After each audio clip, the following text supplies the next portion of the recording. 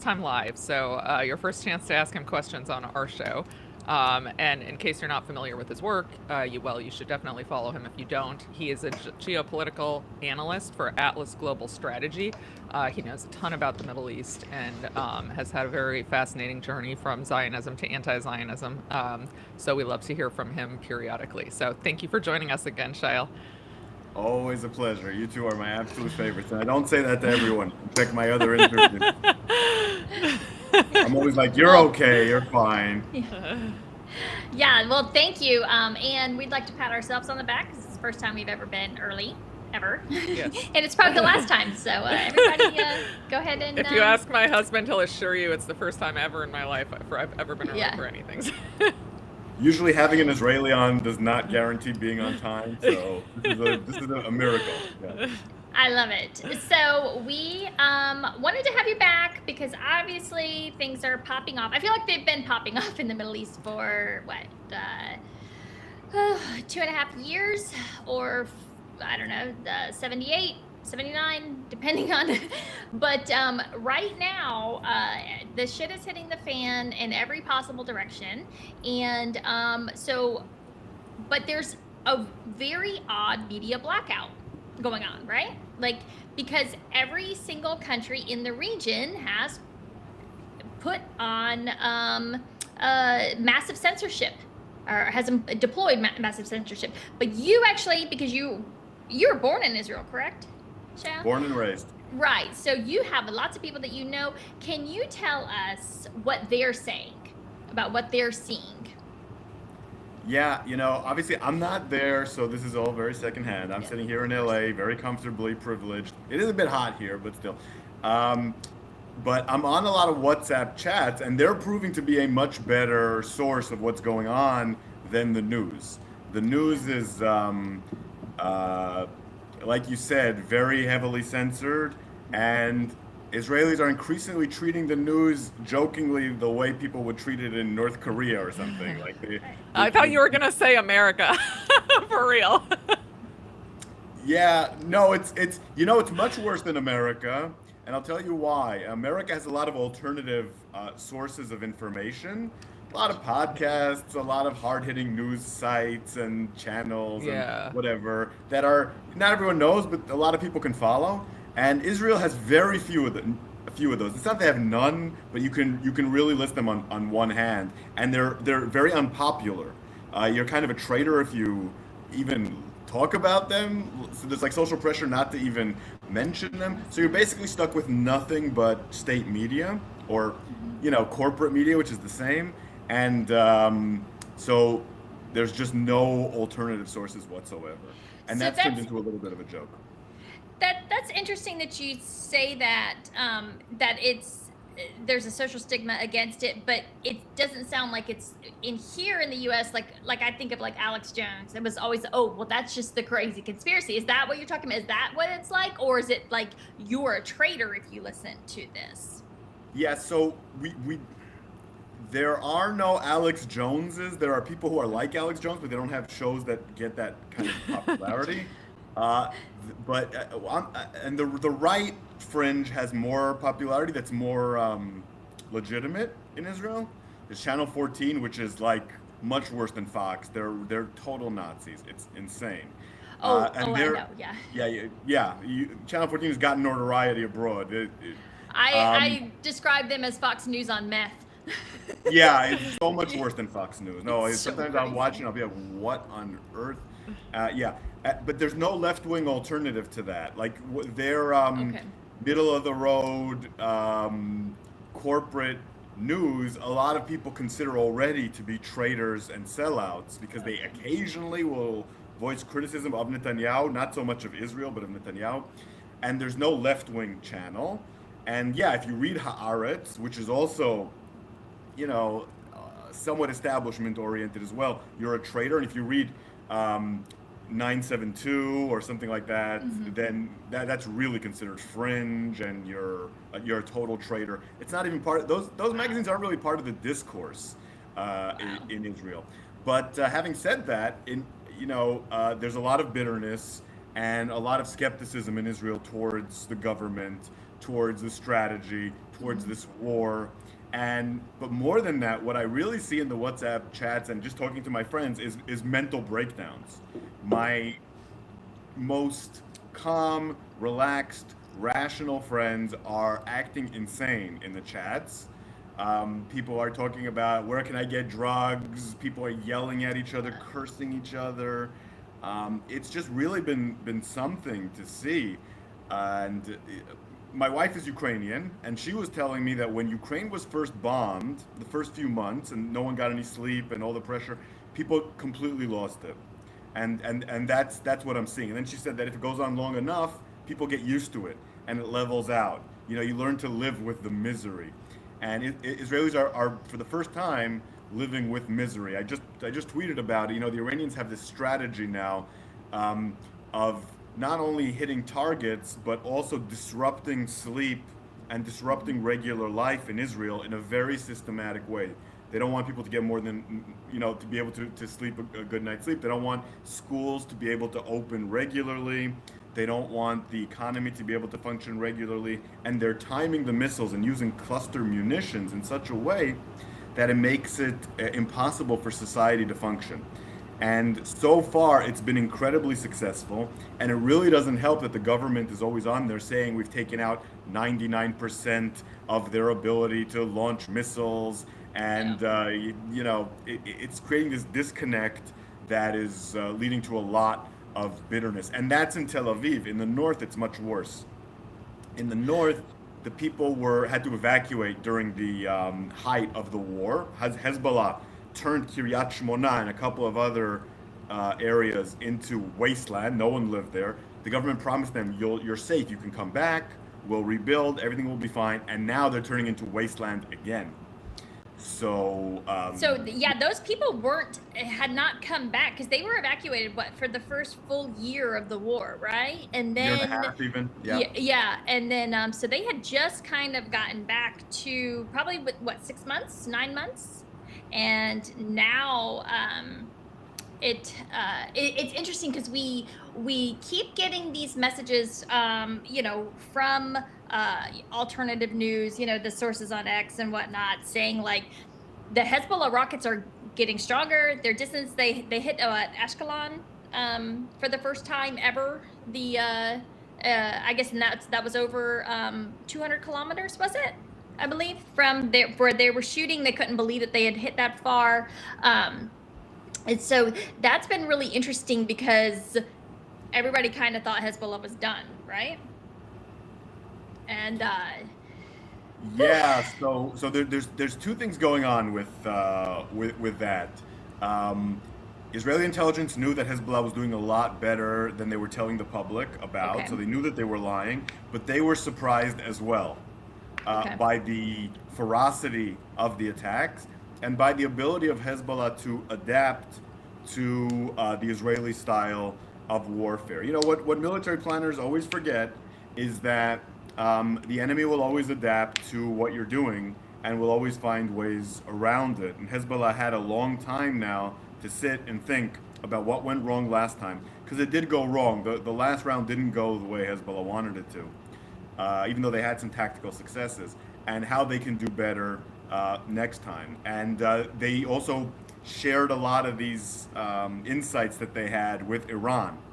And Okay. they've both come to a new method of warfare that's dispersed, independent units, less communication preferably through notes or messengers Right.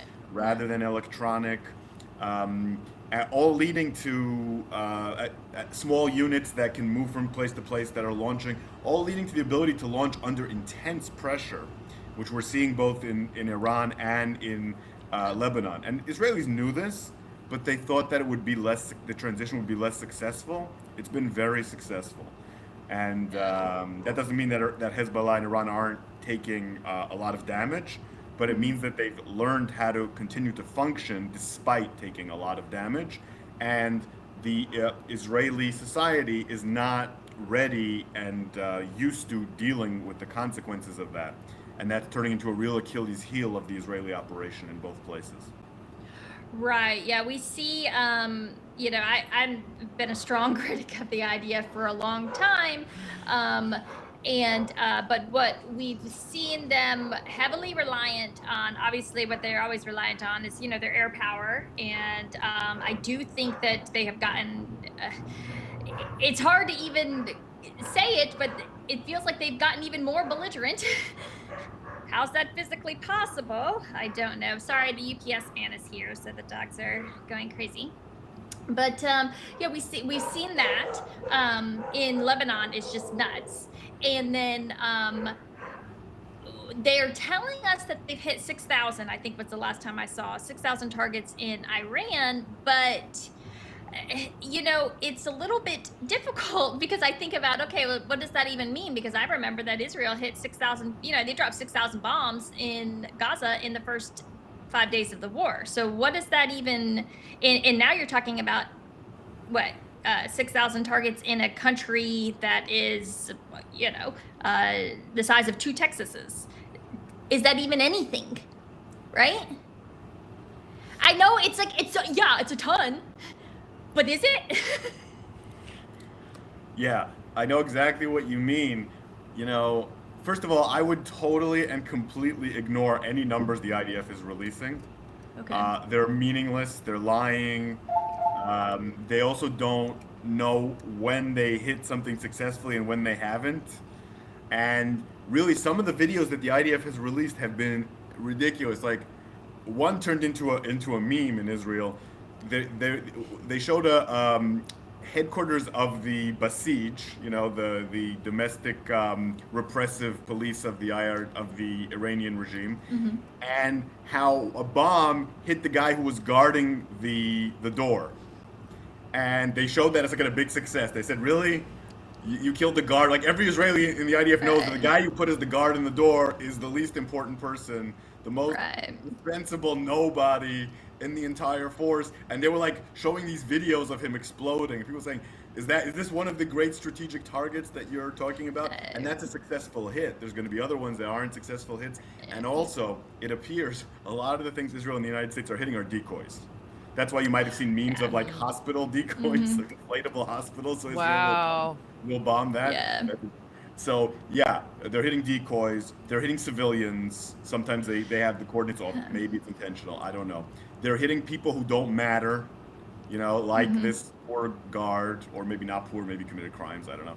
And and they're inflating the numbers as well. Basically, Israel had a bank of targets.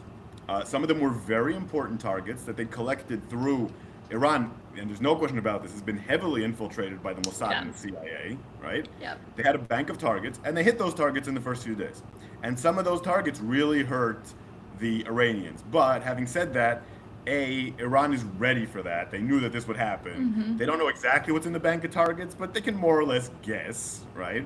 And second, they've dispersed their capabilities so that no target is that important. And finally, even if they hadn't dispersed it, they're a massive country, as you said, and they have an army that's, over 1 million people, and it's just very hard to cause that kind of damage when they're ready for the bombing. So Israel's running into the limitations of air power, and the United States is running into the limitations of air power. That's why everyone's talking about an invasion now, because air power. Sorry. How do you think they so badly miscalculated Iran's? I mean, I know this is something people are talking about a lot, but I wanted to hear your perspective. Iran's capabilities, both the U.S. and Israel. Like, you would think they would have enough intelligence to sort of have a better sense. Well, the miscalculation of the abilities, a lot of it is political. There's 2 elements here. Let's talk about what the politicians got wrong, and let's talk about what intelligence got wrong. Those are 2 different things. They're related, but they're 2 different things. Because the politicians didn't listen to the intelligence, right? So that's why you have to look at it in 2 separate ways. Especially Trump was told by Dan Kane, the chief of staff of the armed forces, most of the things that were going to happen, he told him were going to happen. He got some details wrong, but basically he got the idea of what this campaign would look like. Trump ignored that. Netanyahu got even better briefings, most likely from Barnea, from the Mossad, and from others. He knew exactly what was going to happen, but for his political reasons, he preferred to gloss that over. I think Netanyahu probably had a much more realistic idea of what this would look like and was more lying about it, while Trump was kind of high on his own supply of that success in Venezuela, and I think really expected that those things wouldn't occur or would occur on much lower levels, and the generals have no idea what they're talking about. So I get a very different vibe from the two of them. Having said that, intelligence got things wrong as well. And part of that is because a lot of the things that changed were being hidden by Hezbollah, by Iran, from the penetration that they knew was occurring in their forces. Most likely, this is a little bit of what I'm saying now is speculation. Also, the IDF is speculating this same thing. They think that Iran and Hezbollah were sending messages more openly in code but electronically in order to be intercepted about what they're doing, and then the real planning was occurring verbally in person for a lot of these scenarios. So they didn't exactly know all of the plans for decentralization. Even if you know that elements are being decentralized, you don't know what that means, because the top command, if it's properly decentralized, isn't aware of all the details of what's happening regionally. And therefore, even if you know it's decentralized, you don't know what those decentralized units are actually doing. So intelligence had a lot of problems following what's going on. And then politicians, for their own reasons, ignored some of the better advice they were getting from their intelligence. And that's how we ended up where we ended up. Now, where are the Houthis at? Yeah, so there's a lot we don't know about the Houthis. There's a lot, so far they haven't entered. They're like, we tired. We taking a break, y'all. We'll let you know. Okay. All right. I mean, first of all, they have their own civil war going on in Yemen, which people sometimes forget. And they've been on the back foot there recently, and that's one reason that they don't particularly want to join. My guess is that they are preparing to join at a moment when Iran has less of an ability to hit effectively, to sort of become a difference maker, to distract. One thing I can think of is, okay, so you have the Navy, the US Navy, heavily concentrated in the Persian Gulf, trying to break in the Straits of Hormuz. What if at that point the Houthis try to shut down the Red Sea transit? That would be a great way to distract the US Navy from this operation, and that would probably the Navy's not in the Persian Gulf, right? It's in the Red Sea, right? They haven't broken into the Persian Gulf, right? I'm guessing, right? No, there's Navy in that area. That's where carrier sorties are coming. Or the Arabian Sea. Oh, okay. Yeah. So they were stationed in Kuwait? You mean that they're not in the Straits of Hormuz? I believe they're not. Well, but they no, are in yeah. the Persian Gulf. They are in the, okay, I'm thinking Gulf of Oman was where I was thinking that they were at.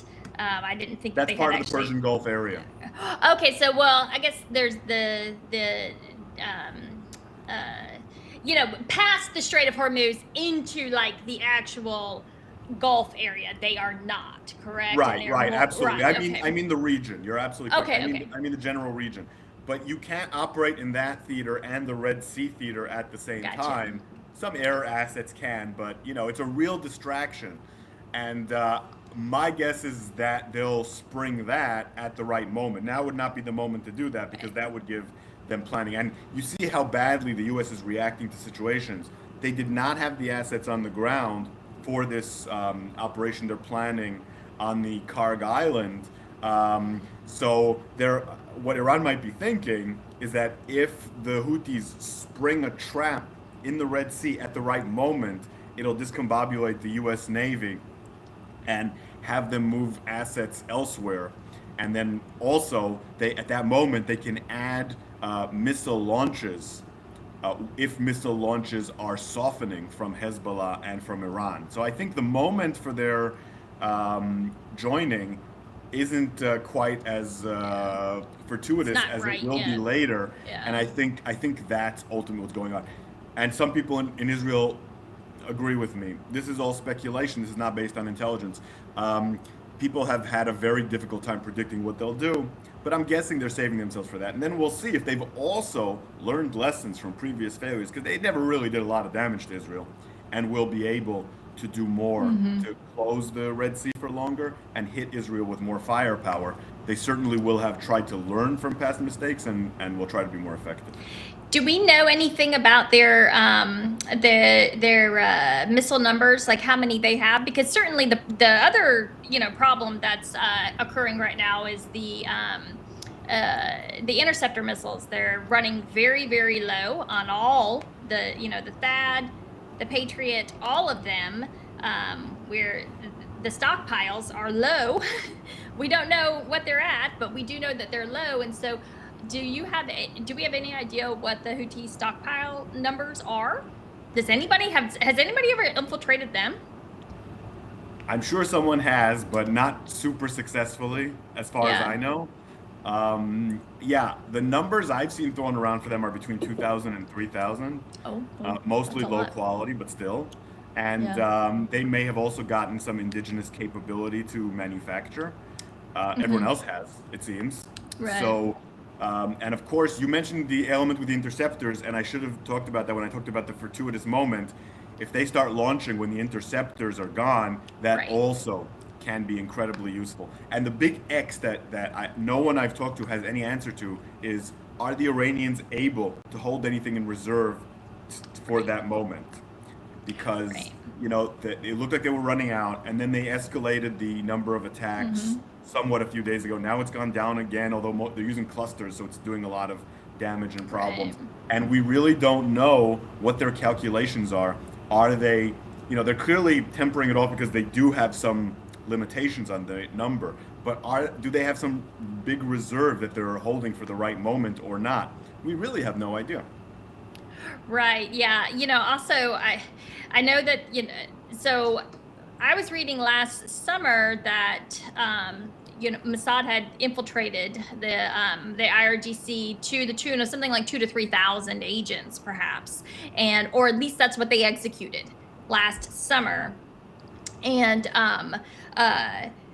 after the 12-day war. So I'm curious about the information they were able to get out of, in the last, in the 8 months since then.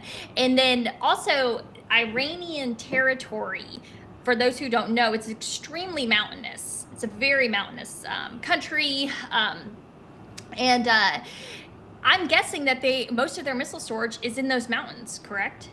So, like when they blew up Hezbollah's, they would hit Hezbollah's munition storages, and they were able to get a lot of them, but obviously a lot of those were hidden in the mountains as well. And so I'm curious, and we haven't really heard that coming out of Iran, them talking about them hitting missile, munition storages, because usually it's a huge explosion and whatnot. We get all of the videos and everything, and so if they haven't hit one of those, then I would think that Iran still has a ton of missiles. They just don't have the launchers for them. That's their problem, right? Yeah, so my instincts are that you're correct. I also have not seen any munition depots go up in flames, and that's probably because they're very hardened, they're very underground. They probably have smaller supplies in places that are more vulnerable, that Israel probably has blown up. But wherever they're keeping the largest amount, Israel's not able to get there. The United States is not able to get there. It appears to me.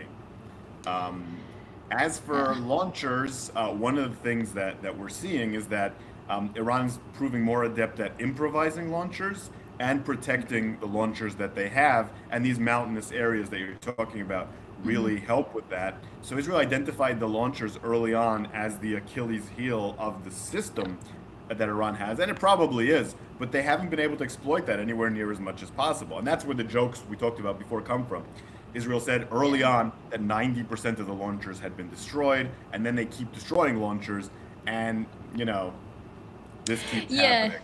Now, something else I wanted to talk about, manipulation of the numbers of missiles being launched. So I noticed early on they were counting missiles themselves, right? So first 2 or 3 days they were counting, it was like 355 missiles was like the first day, right? Then I noticed that they stopped reporting in individual missile numbers and they just started reporting waves, right? So is that another way that they are exploiting or basically just lying, hiding what's going on? Yes. Okay. No question. On March 16th, there was a significant escalation of the amount of launches, not only at Israel, but also at the Gulf states, after it had seemed to taper off and then level. And there's been a massive escalation. I put together the numbers, and on that day I managed to figure out that it went up by 60-something% on that day. So maybe massive is the wrong word. Significant escalation. The next day it went up, I managed to calculate 20-something% from that 60% rise. After that, it became increasingly difficult for me to collect the numbers. People were just not reporting exactly like you said. They weren't reporting missiles. They were talking about waves. There was this wave, and then they were saying, no, it was just one missile. It was a cluster munition and just exploded all over the place. I'm not buying any of it. I'm not buying any of it. I think that last night was probably the heaviest bombing of Israel yet in terms of numbers, just from anecdotal evidence. No one was killed, but I think it was the heaviest bombing yet. In the Gulf, it seems to have stepped up somewhat, not massively. There's a rise. There's a rise in the missiles that goes against the narrative. It makes it seem like everything that the U.S. and Israel have done so far has been ineffective, and to some extent, it definitely has been. The lies are because of that. Look, we're heading towards the worst military boondoggle in American modern history. Vietnam is the only comparable case to what we're looking at happening. It's not there yet, but that is the scenario we're seeing unfold if this isn't stopped. I think it'll be so much worse than Vietnam, because at least in Vietnam you had we were aligned with the South Vietnamese. We had a party on the ground, however corrupt it might have been. What we're told now is this phantom majority that wants to overthrow their government, that we have not seen any actual evidence of them existing, other than we saw protests, which we haven't seen since obviously the war broke out. And I've seen multiple interviews of people who were protesters, and now they're like, well, shit, I didn't want you to come bomb my country. I just, just wanted our government to stop being a bunch of a-holes. And so, I think it's actually going to be a lot worse than Vietnam. Well, the thing about Vietnam is it went on for so incredibly long. Right. It's true that, when you look at the planning of Vietnam as a war, it was a hell of a lot, and this is a weird thing to say, but it was a hell of a lot more solid and logical than this. They did things that made sense most of the time. They just got the strategy wrong. Here, there's no strategy, there's no tactics that make sense. They're improvising it as it's going along. So on that level, it's much worse than Vietnam.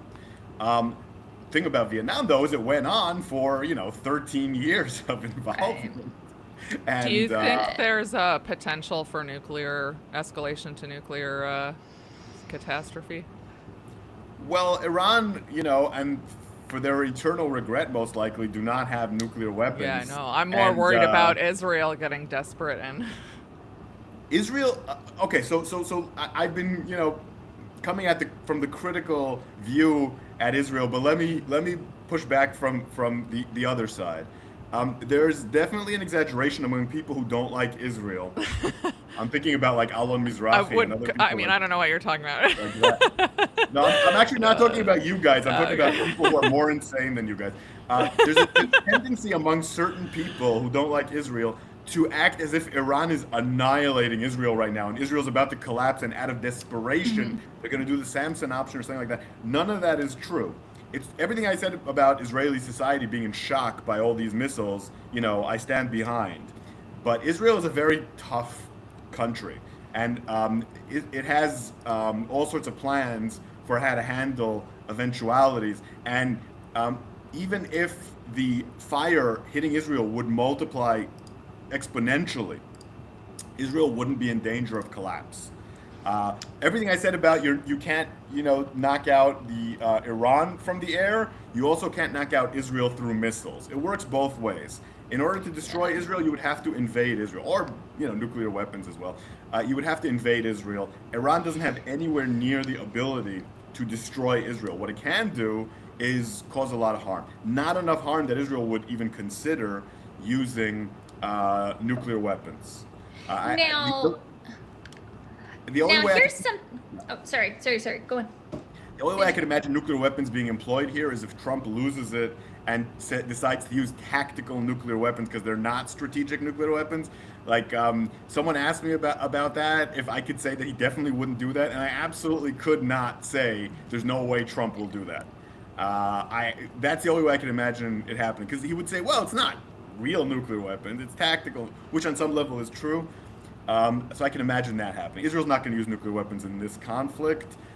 If eventually all of these attacks end up with Israel abandoned by the United States and attacked on all sides, then we might see Israel use nuclear weapons. We're not anywhere near there yet, but that could be the end game of all of this horror a couple of years down the line, unfortunately. Yeah. Now, something I think to consider is that Iran, Yemen, Lebanon, obviously the Palestinians, they are much more used to this kind of disruption, right? This kind of loss. I think that's something that's going to be very hard. Well, you've already said it's very hard on Israelis, but when the markets when they can finally no longer manipulate them, as they have been doing since the start of this war, and the hardships really start to set in for Americans, I do think that there is a possibility, especially with Israel, if you're under, receiving missiles all the time, that you're going to have the kind of civil unrest that can rip a country apart, right? Well, yes, because they're just not used to it. I hate to say it like that, but Iranians have, they've been under sanctions for 50 years. They are used to the hardship, right? That is induced by war like this. I don't think, obviously, Israelis, all Westerners, were also spoiled. We don't ever have to reap what we should from all of the wars that we wage, but. Yeah, I have to disagree. It's true that Israelis on some level are very spoiled. They like to go to the malls, they like to fly abroad, they have nice lives, go to the beach, all that. There is a gritty determination that Israelis have at their core that will come out if this turns into a war of survival. Definitely after October 7th, I saw it. Israelis came together and hardened their military and launched psychotic wars of, revenge. Right. And most Israelis have served in the army. They know what violence looks like. They've survived, terror attacks. There is a certain toughness that kicks in. Israel didn't survive in the Middle East by being weak. That again, some people who don't like Israel have this image of the IDF, as they call them. The diaper forces, their diaper army, and all that. That is just not. That's just not the IDF. The IDF may not be the most efficient army in the world, may not be the most disciplined army in the world, may commit terrible crimes, but they have a lot of tough soldiers, and they have been through a lot, and they fought in a lot of situations, and Israel's just not going to collapse that easily. I think that's wishful thinking from a lot of people who dislike Israel. The rally around the flag effect that we see in Iran is also will occur in Israel if they feel like they're threatened. I'll tell you why right now people are very unhappy with the government. It's because they feel like they were lied to. This war wasn't needed. The regime is not going to fall, and Netanyahu is doing it in order to stay in power. right? Well, yeah. That is what the average Israeli thinks. The average median Israeli in the suburbs thinks that. And it's very hard to be tough when you're thinking that. But Right. if they feel like the country is endangered, survival is endangered, they will rally to support and defend Israel in a way that I'm not sure Americans would. My guess is Americans would also if we were really threatened, but Yeah. Israelis definitely will. One thing people have to remember is that Israelis are 100% committed to the Zionist cause and to Israel, and 100% believe that Iran is a real threat. They just believe that Netanyahu's not handling it as well as he could and manipulating and lying. There was 93% support for this war at its beginning, as something that's often quoted. I'm sure now it's down, but it's probably down to like 80, 70, not to 40, 30. And if Israel felt like it was a genuine threat for its survival, it would go up to 100. What about attrition from the country? Someone mentioned people going, Israelis going back to Poland. I think that was sort of a symbolic comment, but I did read something saying that people were leaving. I forgot the source now, but I usually register it as either reliable or unreliable, and I thought it was a reliable source. Well, Israel has different classes and different types of people, and people I'm a good example of the kind of Israeli who left, right? I have a PhD. I worked in high tech. I have another citizenship. I can easily bail. I didn't bail because of this war, but if I was there, I would have bailed in the middle. I have no doubt. And people like me are leaving. Yeah. And people of my class, some of them are big patriots and are staying, but most of them aren't. But a lot of people don't have a good plan B. A lot of people are more religious, more conservative, more Zionist, very dogmatic about all this. They either don't have anywhere to go or wouldn't go if they did have somewhere to go because they feel like it goes against their deepest principles. That's the vast majority of the population of Israel. The problem for Israel is that people like myself generate their tax base and provide their technological advantage. I'm not trying to say I ever did, but people with my education, they're No, leaving. it's the brain drain problem. So then the people who are more Seriously. reasonable and Yeah, end but up leaving. right now they've just got the full backing of the U.S. government picking up the bill. Obviously, that will be an issue if the war drags on for a long time and then people don't return, right, when it's finally over. But right now, the U.S. is picking up the bill. To the tune of what? Now we've got the request for $200 billion. Oh, that's on top of our $1 trillion DoD budget already this year. So, which is just crazy. I mean, I was talking about this the other day. $1 trillion is more than we know of, reported anyways, that Iran has ever spent on their military total, all of the years. So, and that's what we spent in 1 year. And yeah, it's pretty nuts. And again, we're still having this issue. So now we've got, what do you think about all of these announcements about these troop deployments? Because I think it's weird. I think it's clearly meant, they're trying to do like a double fake. I'm sitting here looking at it today, looking at the announcement of another 2,000 Marines rolling out after the 4,000 from yesterday, which followed the 5,000 from, the other day. And I'm like, these are teeny tiny numbers. I think we had built up 300,000 in the Gulf before the invasion of Iraq. So what do you think is going on here? Yeah, I think the numbers reflect a couple of things. First of all, I don't agree with you that it's a fake. I hope it's a fake. What I think is going on is a very amateurish attempt at coercive diplomacy. They're trying to show we will go in and we will take the island and we'll open the Straits of Tehran with our Marines. If you don't give up, this is going to actually happen. Just watch us slowly move our assets that weren't in place so that we can do it. Missing, two very important things. One is that Iran already has nothing to lose. They're the last thing that's going to threaten them is a few Marines.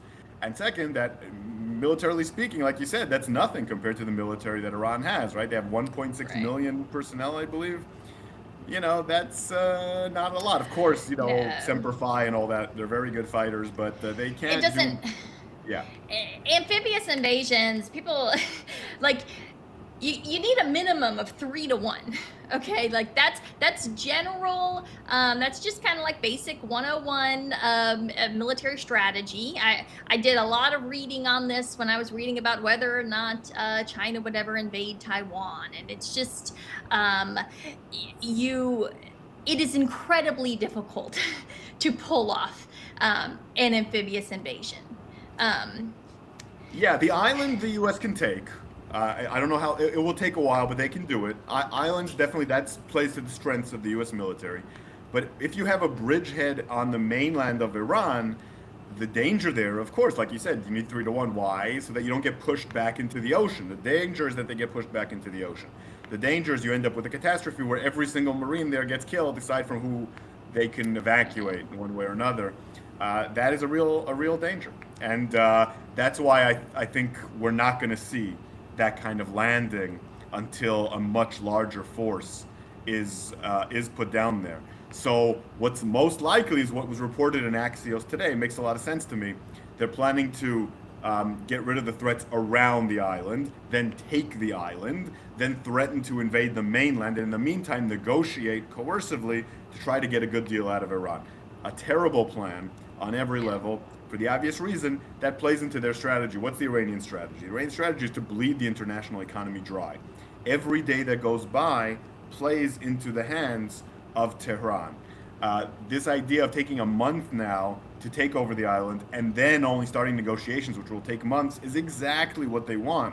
And in the meantime, Trump will be facing recession, he'll be facing the midterms, and he'll be facing approval ratings that he can't even imagine now. We also have some other reasons to believe that there will be a global recession between the tariffs and the influence of AI. I wouldn't have been surprised if it would have happened anyway. And then these oil prices could be the tipping point, combining with the other two in a few months.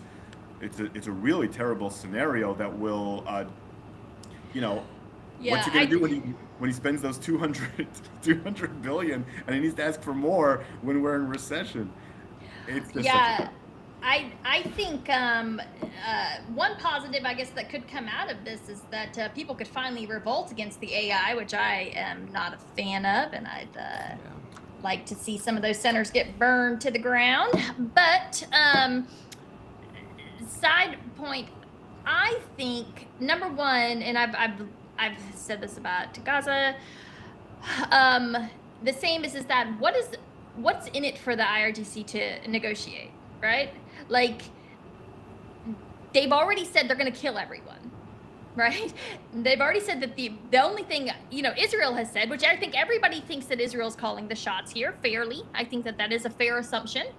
And if Israel says that, that they won't be happy unless there's a total regime change, well, then there's absolutely nothing for the IRGC to negotiate, right?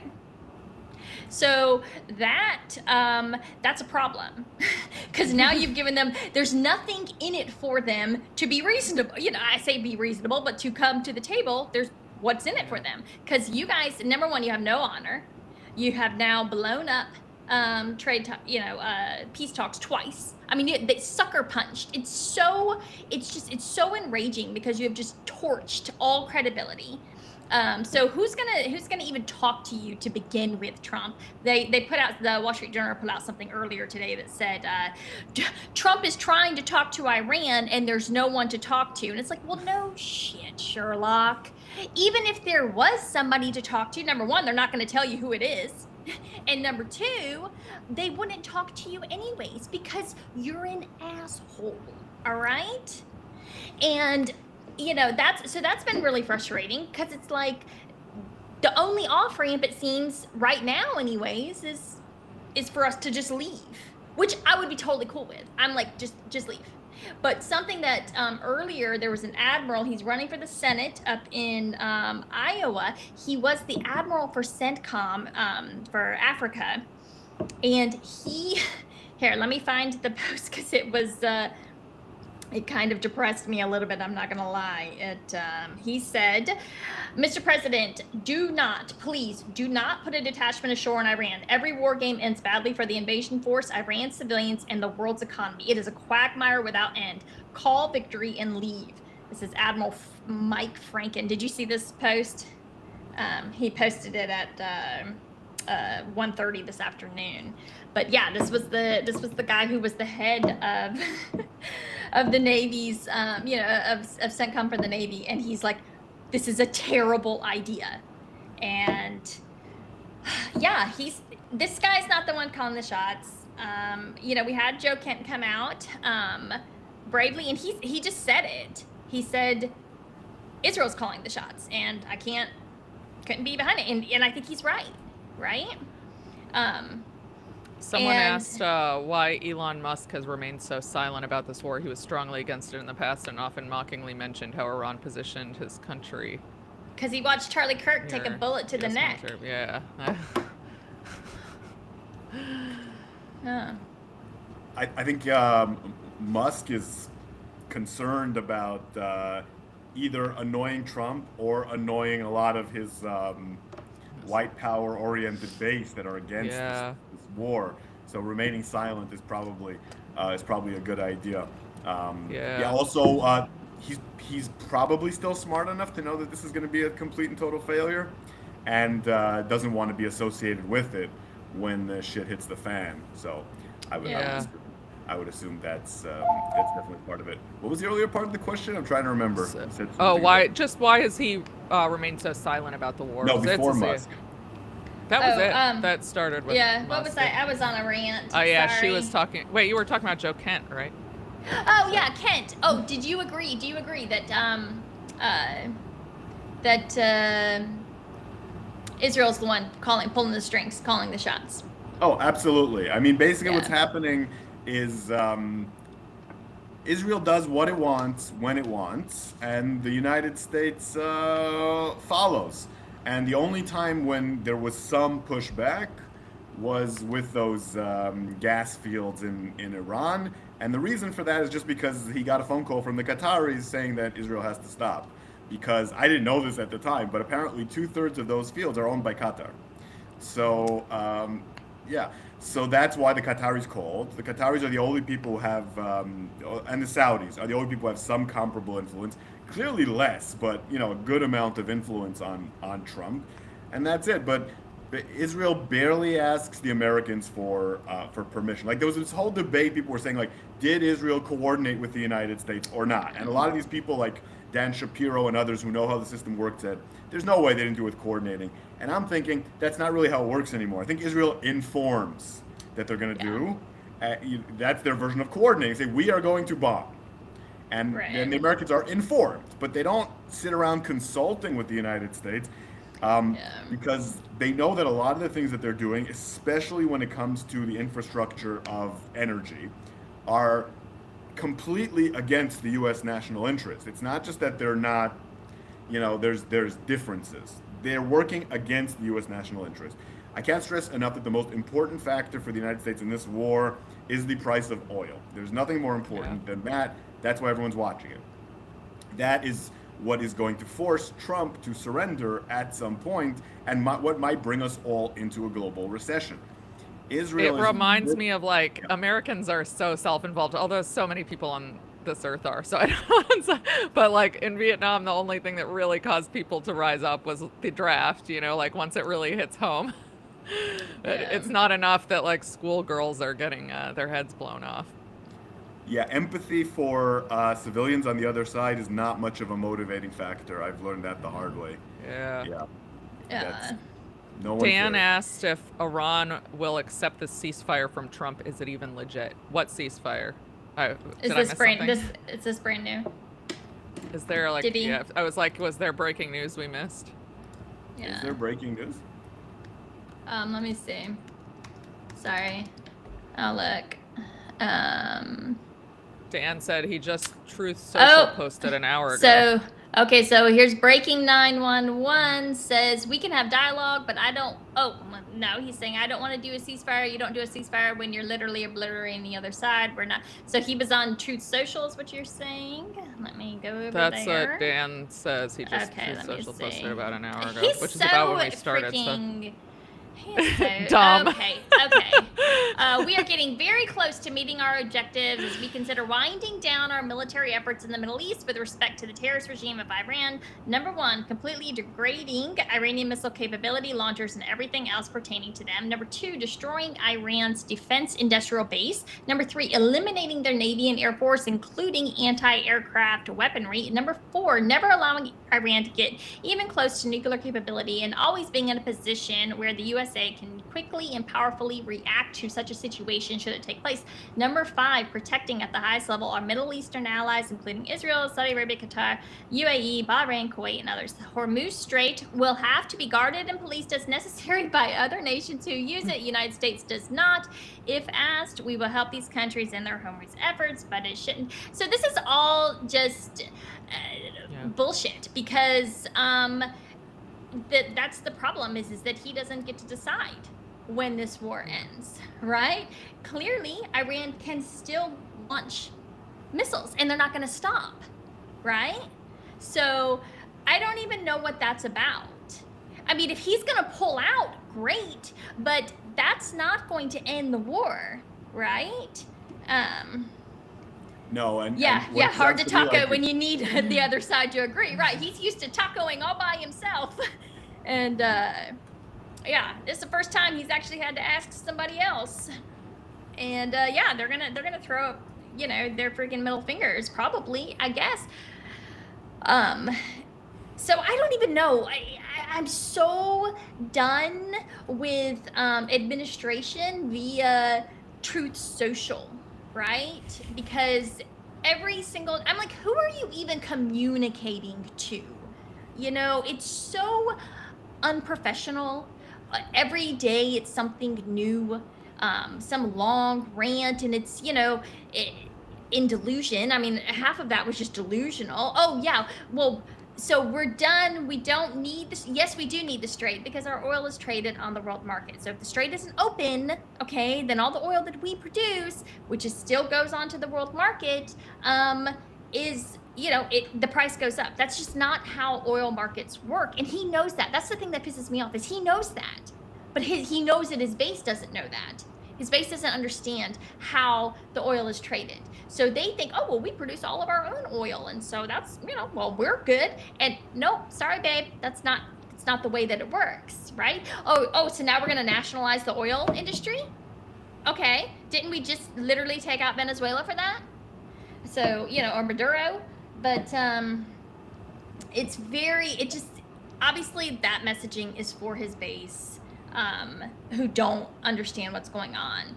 And it pisses me off because I feel like the time for that is over, right? But you guys don't know what to do. And this is what Trump does. When he doesn't know what to do, he just doesn't shut up. He just talks and talks and talks and talks, right? So... Yeah, that's very accurate. Look, what he's demanding is basically an Iranian surrender. And not only are they not going to surrender... They also wouldn't be willing to have a ceasefire on 50-50 grounds at this point either. The Iranian doctrine is clearly that they want to make sure that Israel and the United States will hesitate to ever do this again. They want to cause so much pain that they think that this is something that they should never do. Because they're concerned that next time they're on the ropes with their own people, then they'll take advantage of that and try to topple the regime, and that they'll never let them function as a normal country. And it's worth it for them to tank the entire global economy and teach everyone a lesson because they believe, probably logically, that it's worth it for them, and it's a much higher chance for their survival than if they don't. Because what Israel wants to do, the Israeli doctrine, is to mow the lawn, which is, if this fails in 2 months, 3 months, 4 months, you try again, then you try again, then you try again. And if that continues, eventually the regime will fall. Either more likely to become a failed state than a regime change, but it will become that. And by the way, when you said why would the Iranians negotiate, that is the weakness of the Iranian position. Their position is stronger than you would expect, but it's not that as strong as it could be, because if they're bombed enough, there is the possibility that they become another Somalia, another Syria, and just don't function. And that some of these ethnic minorities take up arms and that kind of thing. Yeah, I think that's significantly more difficult to achieve in a country as big as Iran than, you know, a Somalia, which obviously didn't have the infrastructure to begin with, or, you know, even Syria, which was just significant, you know, geographically significantly smaller, right? I think as far as the IRGC, they also, for them negotiating right now, they run the risk of looking weak, right? If they end up negotiating without, you know, the U.S. or Israel suffering a significant, suffering significant consequences, I think that they are vulnerable, right? So again, I think that does, personally, I think that plays into reasons why they just aren't interested or wouldn't be interested. 100%. I was just mentioning what the risks are for Iran, Right. but Yeah. if those are the two paths they have, one is surrendering to Trump, and the other is continuing to resist no matter what. Continuing to resist no matter what offers much higher benefits and much higher chances of long-term survival. I have no doubt. We have a question from Sean. With all these Trump-supporting podcasters speaking out, I think he means against the war, how do we reconcile the polling showing 100% MAGA support for Trump and this war? Is this fake polling, cult following? Yep. I said that I thought it was circular, that they were like no longer counting as MAGA people who are against the war, but I don't know if that's true. Guys, this is fake polling, and it's actually a psyop being ran. I've posted about this a little bit. They want to hang this war around Trump's neck. Not just that, because Trump successfully ran as the anti-war president, right? He had somehow turned the GOP into the kind of anti-war party. Trump himself, obviously, number one, clearly now we know he wasn't anti-war, but even the GOP, even when Trump was in last time, you know, they're still the same war pigs that they always were. But there was a public impression that the Republicans were the ones who wouldn't take us to war. So CNN, MSNBC, all of them, they have a motivation to attach this.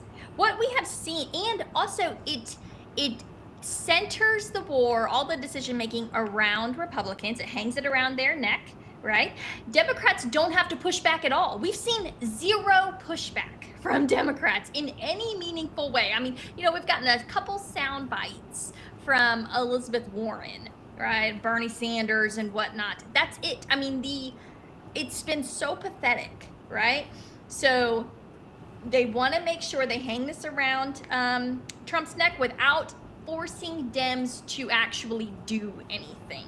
And these poll numbers are an excellent way to do that. So I think all polls are fake personally, but even ones I agree with, I think they're probably fake. I'm always citing the polls of like 87% of Israelis support what's happening in Gaza. So. Yeah, theirs might be real. I don't know. I've never seen like a strong, opposition. There is a question for Shael, unless do you want to weigh in on the poll question first, Shael, or? The inner workings of MAGA are beyond my understanding. I'm a Democrat personally, still, with all the hesitations, mentioned about how weak they are on this war, and I watched it with fascination from the side, but I don't know what's happening there. I don't know. It seems a lot of influencers are very anti-war. But are regular MAGA people also that anti-war, or are they just completely led by personality? I mean, I think that when Trump says that MAGA means just following me, that gets to the heart of what it means to be MAGA. So some of the people who are very disappointed in Trump because he didn't turn out to be anti-war, they're probably not pure MAGA because what they believed in are some principles, and being MAGA means being slavishly part of the Trump cult. So I think it might be that. I think you saw the split that, you know, it was always kind of umbrellaed under MAGA, but there was clearly America First, which is, you know, I consider myself, you know, very far right as far as this goes. I'm an isolationist, like proudly.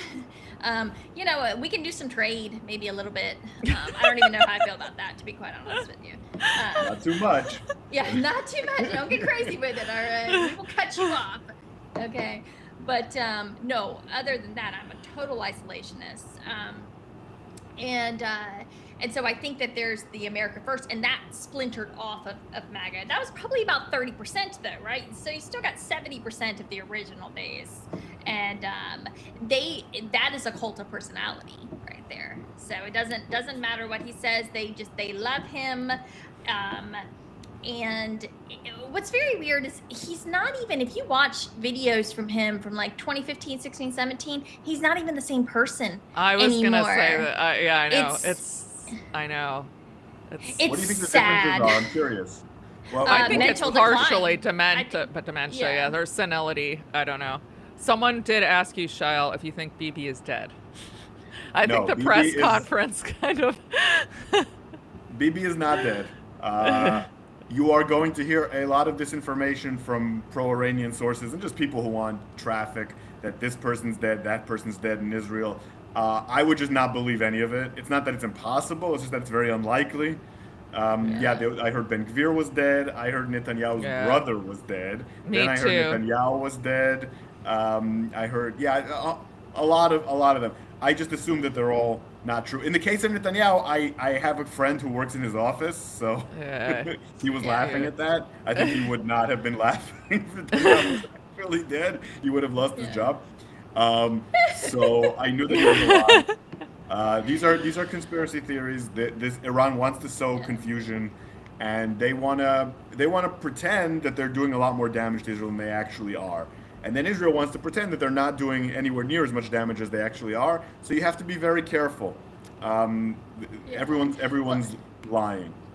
There's also, you know, what I think is interesting about that whole, you know, because I just love a good conspiracy theory. I thought it was interesting, you know. I was like, well, I thought the more likely possibility was that he was not actually in the country, that he had left for reasons, you know, whatever reason. There probably could be plenty, but what I thought was interesting was they were forced to respond to that. Right? And they tried to play it off, but that is notable because there was enough chatter that it was emboldening for the pro-Iranian cause, right? And so that tells you right there. I mean, they didn't just have to address it once. They actually did. I believe they followed it up with another video, and then he was forced, I think, into a new meeting with. Oh, he did the meeting with Huckabee right after, and they had to do that video. So it wasn't enough to shut it down, even with just the one. And I think that signals vulnerability in and of itself as far as their messaging goes. Yeah, I couldn't agree more. You know, I've noticed some real weakness from the Prime Minister's office in the last few days. The way they responded to those rumors of Netanyahu being dead was, in my opinion, pathetic. Yeah, the AI videos. Yeah. Well, why are you trying to debunk something that is so clearly? So I gave it false no and- time of day at first until they started putting those videos out, and then I was like, well, that's Exactly. Everyone was. Yeah, even I was like thinking, wait, how many fingers does he have? Like, it was so stupid. Yeah. And then yesterday he made that speech about saying how he prefers Genghis Khan to Jesus. And okay, that was stupid to begin with. But then I've seen 2 tweets at least addressing that, explaining. Oh, because people were upset. People I know were sending me this. I had 3 separate messages. They were Christians were furious at this because it, you can say, oh, he was quoting, it doesn't matter. The problem is, number one, he was quoting an atheist, okay? So we don't care who he was quoting. But number two, it just spits in the face of Christian doctrine, right? Which is, especially when you invoke Jesus, that is very upsetting for Christians. And I had, a girlfriend of mine was very, very upset by that. My sister was ticked off, and so I can guarantee you that they had to have, because I saw, 2 separate responses from them, and it was like a follow-up tweet and then a follow-up tweet, and I was like, what is, why don't you just say, that was, what, on second thought, that was inappropriate that I said that, and move on, but of course there's a lot of pride there, I get it, and they don't want to, and then, that it does come back to just fundamental disagreements in the religions themselves, right? And so even I was on Facebook. I like to do the boomer gauge sometimes, and Lance Wallnau, who is he's really involved in the New Apostolic Reformation movement. He's the founder of the Seven Mountain Mandate. He posted that on his. So this is like the Christian Zionist. This is the king of the Christian Zionists. He posted that on his Facebook, and I was shocked at the replies to it. People were mad, like really mad. It was about 50-50, which I was not expecting. There was like 300 replies, and people were very upset. So but that's exactly why he bothered to apologize. Yeah. You're right, they didn't apologize well. He didn't go far enough in apologizing. He should never have said it, and he should have been groveling to Christians for disrespecting Jesus. But that's not going to lacking happen. in self-awareness. No self-awareness. I know. We can't get to a bunch of questions, although I did want to say that Mel Sean offered to trade you Canadian maple syrup and bacon in exchange for Southern Sunshine. I think they're about your trade thing. But I just wanted to put this question to Shael because it's interesting. Do you think Bibi and his top guys are more or less in hiding or moving discreetly because Iranian missile operators are hunting them? I think they're taking a lot of precautions they're not used to taking. Yes, they're not like hiding in bunkers underground necessarily, but I think they're not going anywhere where it's not a secure location. I think systems operators are aware of where they are, so that there's extra alerts in case those areas are being targeted. Now that we know that the Russians are feeding them satellite imagery, real-time intelligence, we know why Iran is so much more precise than we thought earlier, and they're also able to launch more than expected. So they're much more of a threat to Netanyahu than they believed before. So I don't know the precautions they're taking.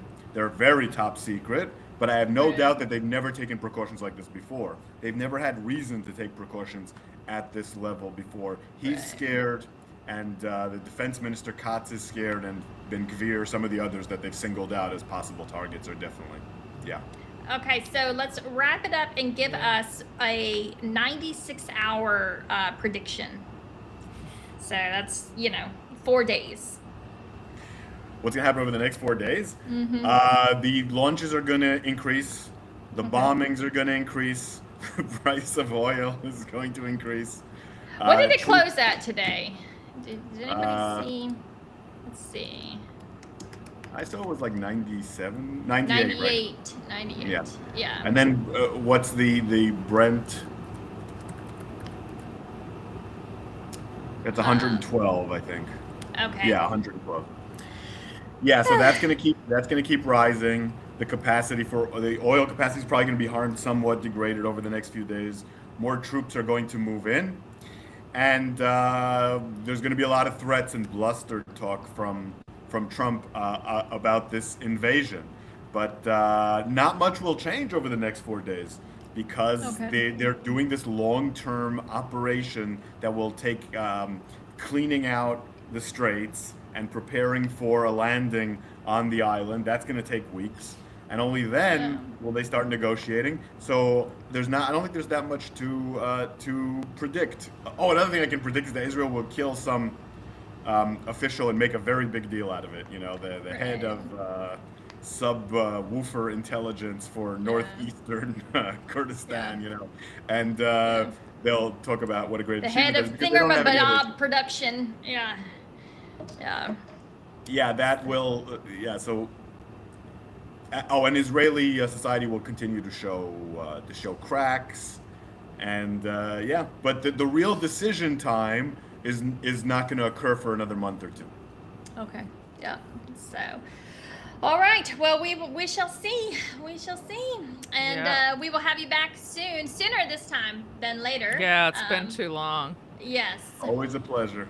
Yes. It was and great to thank have you, for joining Shael. us. Thank you and so thank you guys much. for all the questions. Yes. Anytime. Yeah, So, thanks everyone. We'll see you guys on Sunday night. All right. Yep. Bye, guys. Bye. Yep. Oh,